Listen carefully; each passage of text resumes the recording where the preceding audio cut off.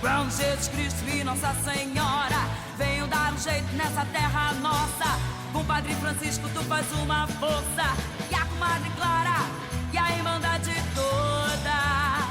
O mundo é tão velho que para ser novo, o Padre Francisco.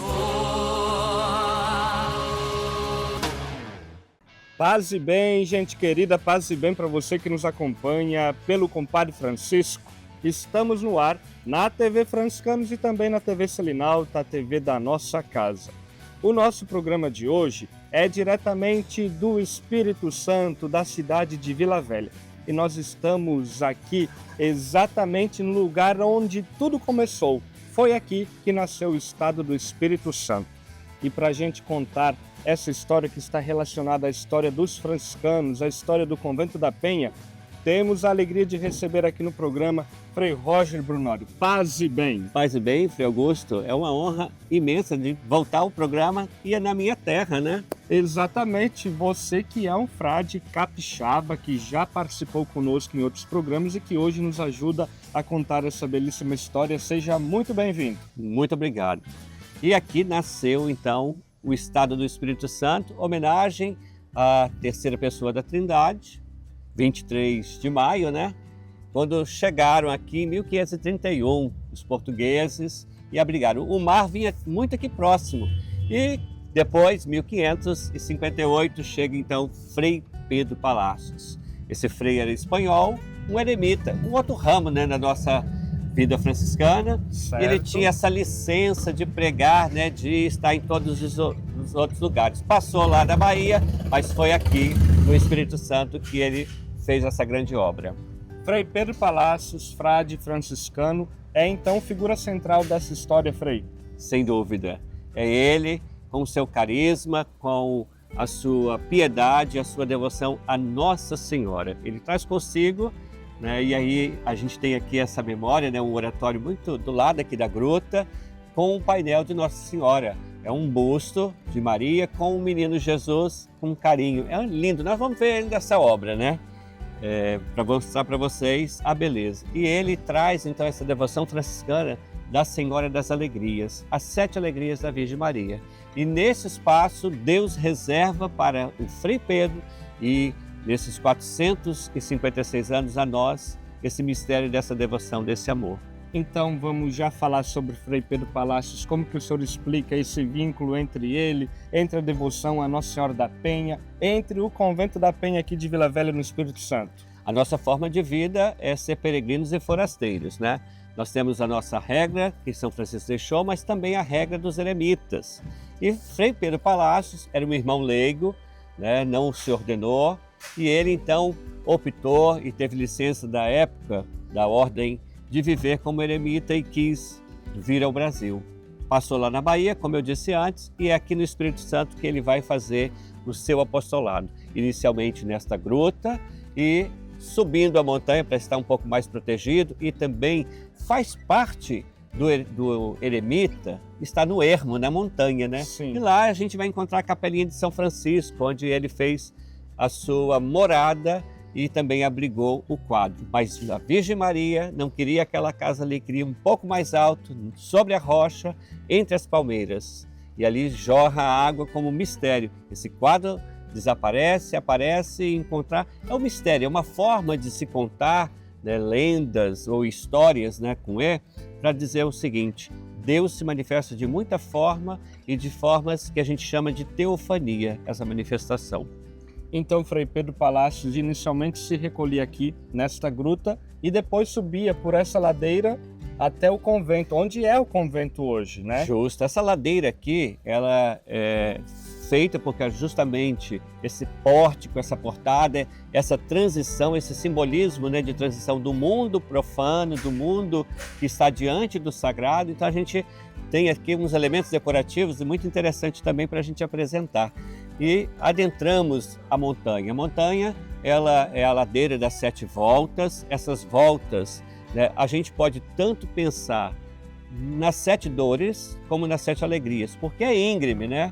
Foi mão de indígenas, mão de pessoas escravizadas, junto com o Frei Pedro também, ainda no tempo dos indígenas, que fizeram essa ladeira e elas vão contornando esse mistério. Ao chegar no campinho, ao chegar no topo da montanha, a gente contempla então as maravilhas da Senhora das Alegrias, a Virgem da Penha, o Santuário do Perdão e da Graça. Daqui a pouco nós vamos continuar o nosso bate-papo lá de cima do Convento da Penha, mas por enquanto, Frei, quero te perguntar mais sobre a história da presença franciscana aqui no estado do Espírito Santo, aqui em Vila Velha. Nós temos a presença franciscana aqui a partir de 1558 com Frei Pedro Palacios, depois em 1591 com os frades em Vitória. Depois, a construção do convento a partir do ano de 1650. Depois de um breve período com a ausência dos frades, nós retornamos para cá em 1942.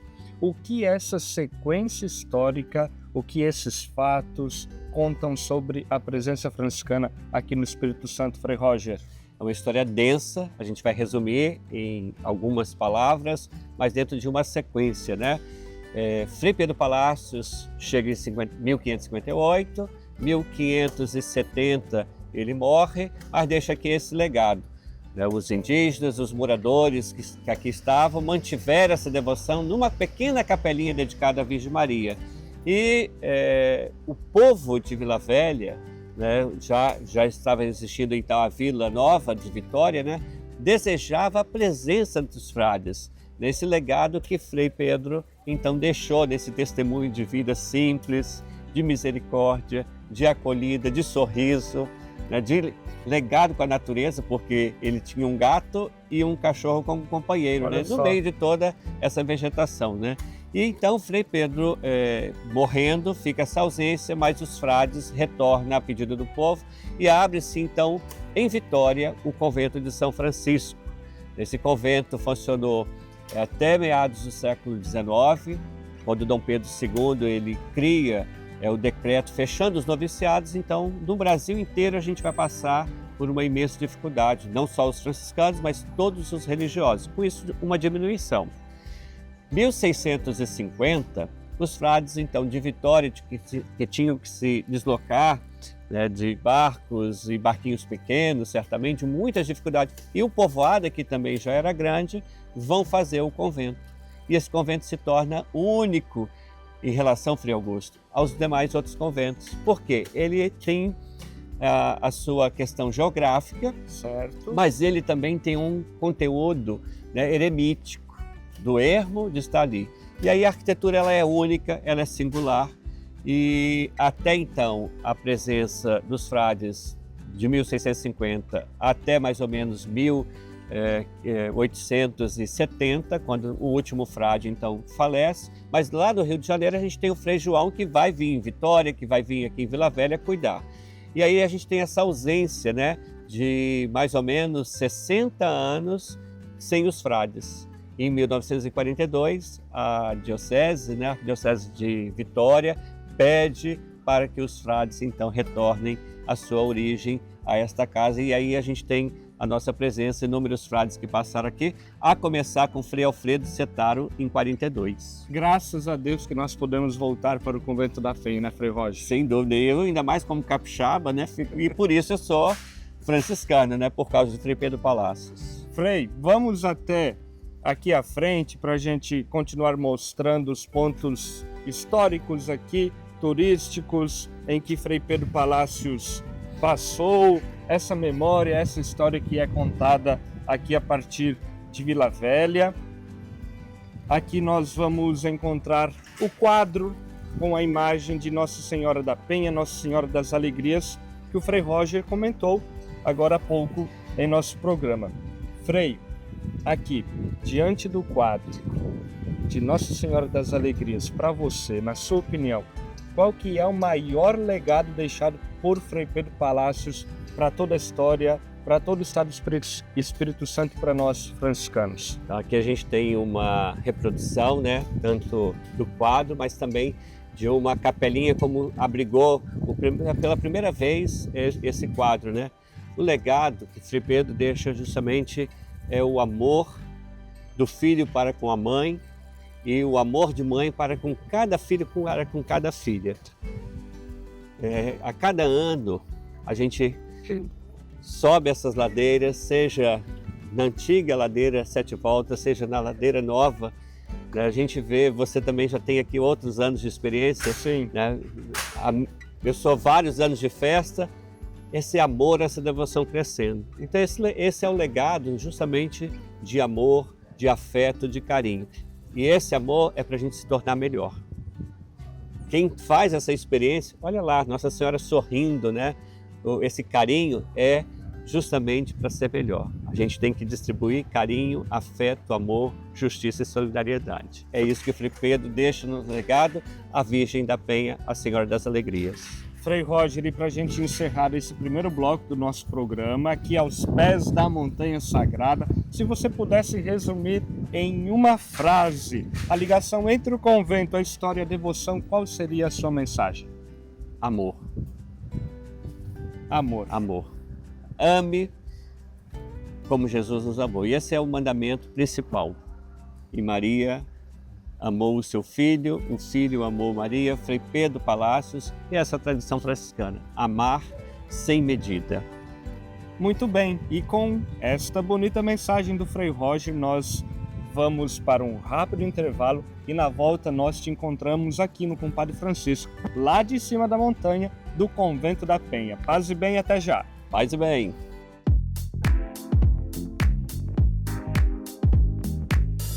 Frei Roger, quais são as curiosidades aqui deste portal? Vamos descobrir. Nós somos uma religião da imagem da palavra, por isso a imagem ela é muito importante. Os elementos decorativos que aqui estão para nos ajudar a adentrar nesse espaço sagrado. O portal faz essa referência, né, de portalidade, de limite. O arco é o próprio a mão de Deus aberta, coberta, né? O ventre de Maria aberta, e a gente adentra por este portão e a ladeira.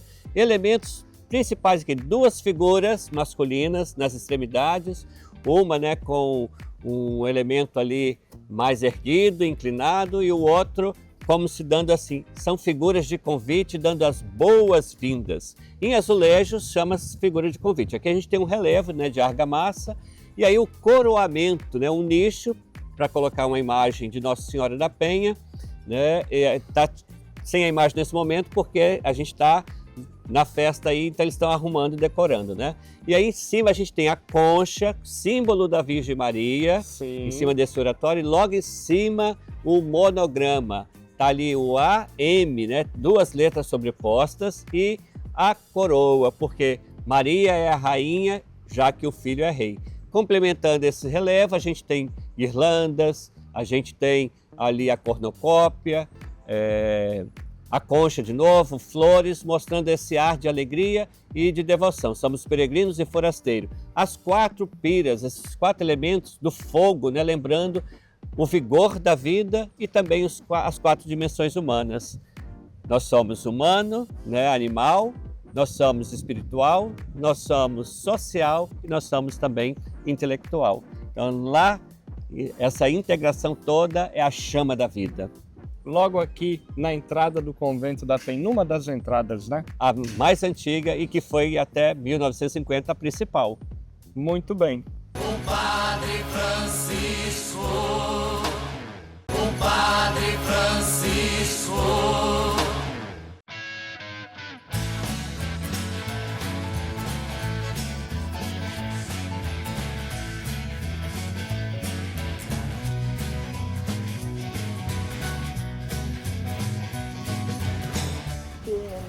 Passe bem, um abraço, viu? Estamos de volta já no campinho do Convento da Penha. Acabamos de subir a ladeira que nos conduz até aqui, este espaço sagrado, esta montanha de fé, de devoção a Nossa Senhora da Penha. E nós vamos continuar o nosso bate-papo com o Frei Roger Brunório. Frei Roger, nós estamos aqui diante da capela, que também foi a casa de Frei Pedro Palácios. Ele subia e aí ficava por aqui? Isso mesmo, nós subimos, lá embaixo encontramos a gruta e aqui a capela dedicada a São Francisco. Essa capela, na década de 1940, foi reconstruída, ela estava em ruínas, assim como São Francisco vai reconstruir a minha igreja. Os franciscanos, voltando a este lugar, então reconstrói e aí faz essa marca. Nesse espaço, não é de estranhar que uma capela tão minúscula também servia de moradia. Por quê?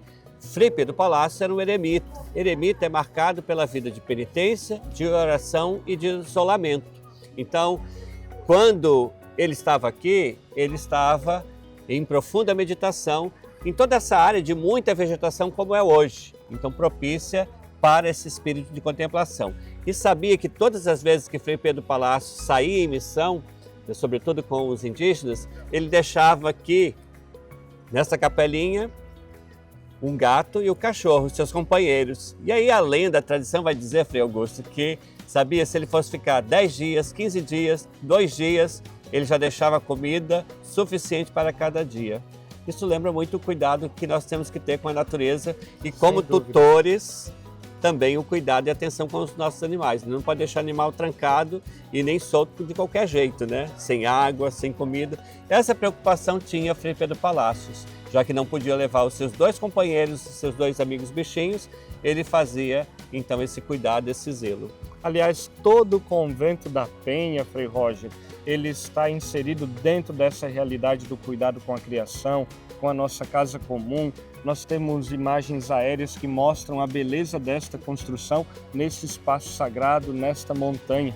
Aqui também, Frei, atualmente é o cemitério dos frades, não é mesmo? Isto. É costume, né, de que nos conventos a gente tenha então o cemitério, já que o frade, a freira, o religioso, a religiosa se dedicam àquele lugar, então tem essa tradição, que é uma tradição antiga lá, lembrando, né, que até no Brasil, 1850, os sepultamentos eram feitos dentro das igrejas, e aqui então a gente tem esse cemitério ao redor dessa capelinha desde 1989, quando o Frei Gilberto, né, o primeiro frade a falecer aqui, e nesse período da retomada dos frades, né? Depois a gente também tem o Frei Luiz, tem o Frei Aurélio, Frei Vunibaldo, né? Esses 4 frades que viveram neste convento. Então aqui também é a memória da nossa tradição, né, de vida, do legado que esses frades, juntamente com o Frei Pedro Palácios, nos deixaram e que são fontes de inspiração da nossa vida, né? Por isso Sem a gente dúvida. veste esse hábito e a gente se inspira neles também, né, Frei? Com certeza, porque nós hoje somos frades, eles foram frades ontem e nós hoje temos a missão de dar continuidade a essa devoção à Mãe das Alegrias, Nossa Senhora da Penha. Eles estão enterrados ao entorno desta capela, que foi também lugar de moradia do Frei Pedro Palácio. Frei Roger, vamos aqui para a gente mostrar para o pessoal como que é essa capela por dentro.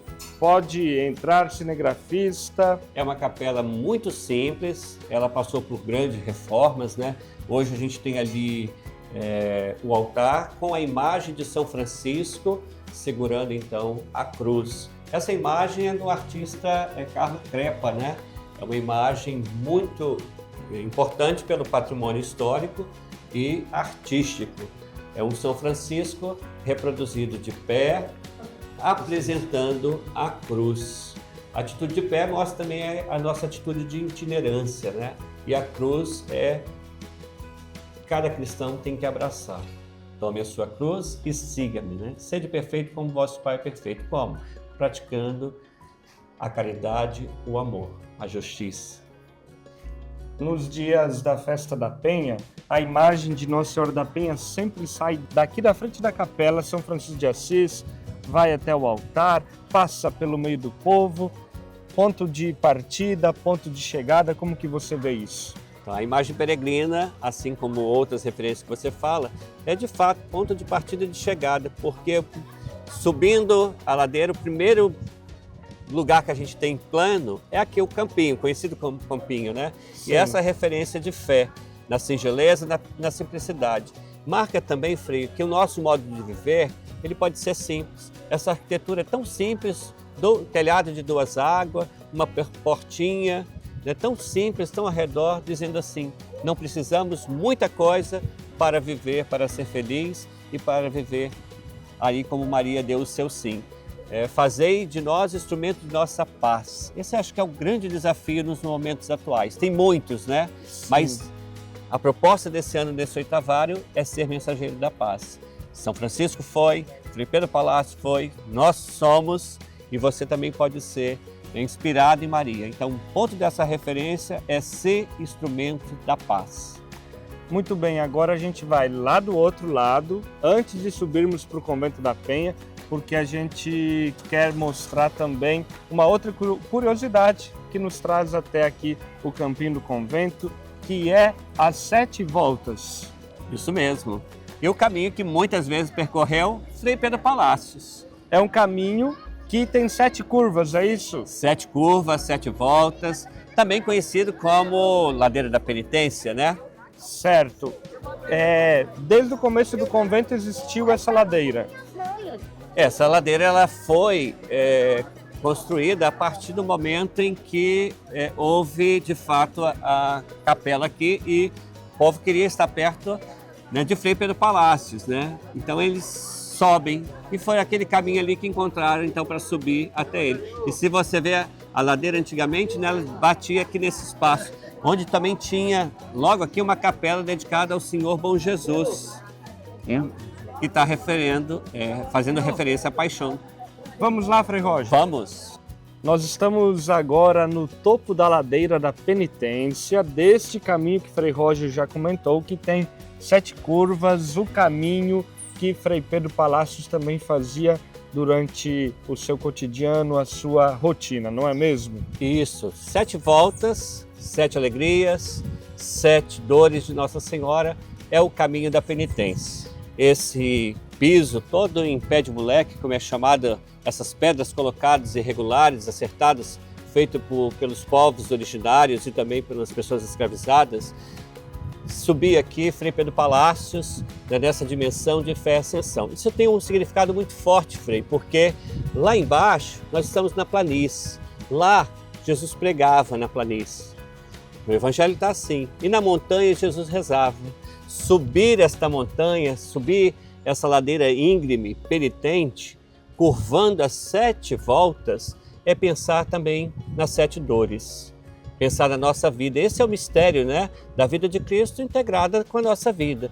E aí, quando a gente faz a última volta, né, que a gente tem um campinho, a gente vai contemplar as 7 alegrias. Então pode ser o caminho da penitência, como hoje ainda é demarcado como ladeira das 7 voltas das alegrias, mas eu penso originalmente esse contexto do Frei Pedro Palácio como frade alcantarino, como eremita, de ser realmente as dores. As alegrias vai ser contemplado lá no topo do morro. E quando a gente tinha aqui perto hoje no campinho, bem nesse pórtico, já para subida, adentrando ali junto com esse mesmo tipo de pedra, a gente tinha ali a capela do Senhor Bom Jesus.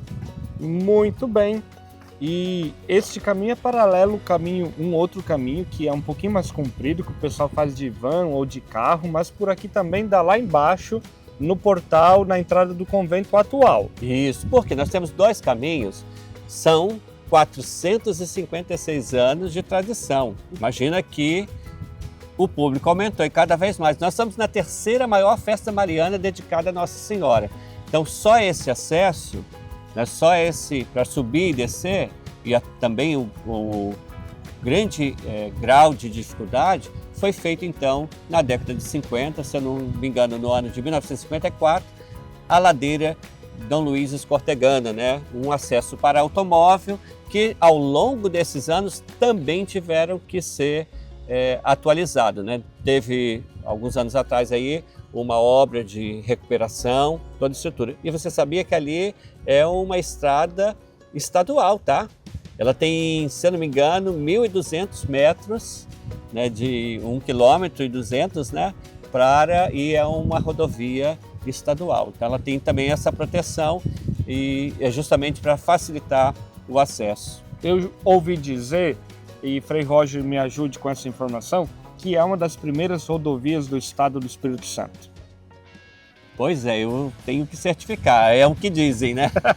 É o que o povo diz. Tem muita lenda, mas tem muita verdade. A gente vai ficar procurando isso, né? Fica aí para você também. Será que é?